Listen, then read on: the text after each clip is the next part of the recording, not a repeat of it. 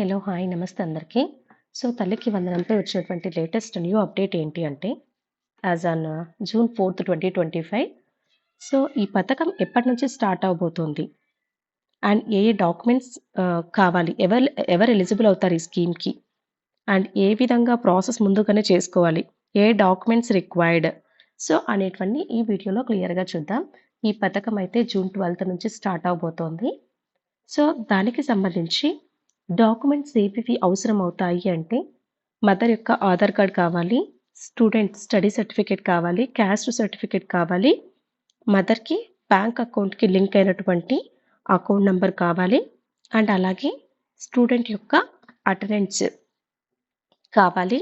And అలాగే వీళ్ళ యొక్క ఇయర్లీ ఇన్‌కమ్ వచ్చి గవర్నమెంట్ రూల్‌కి సంబంధించి below 60,000 income as per the rule ఉండాలి. అలాగే ముందుగా ఎన్‌పీసీఐ లింకప్ అయితే తప్పనిసరి.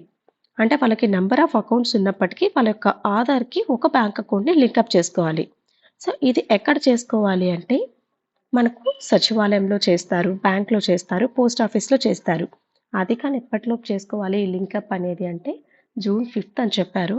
మేబీ ఎక్స్‌టెండ్ అవ్వచ్చు. But as early as possible NPCI link up అయితే చేసుకోండి. అండ్ అలాగే ఎంతమంది పిల్లలుంటే అంతమందికి తల్లికి వందనం పథకం అనేది అప్లై అవుతుంది.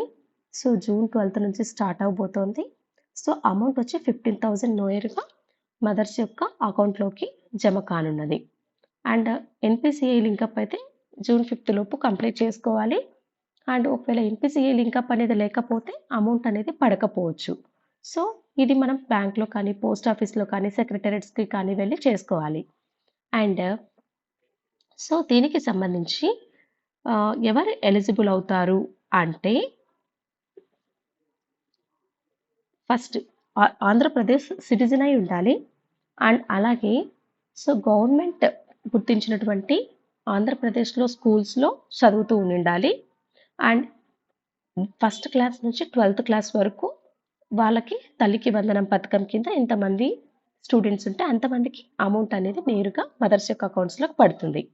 అండ్ వాళ్ళకి అటెండెన్స్ అయితే తప్పనిసరిగా 75% అటెండెన్స్ అయితే ఉండాలి.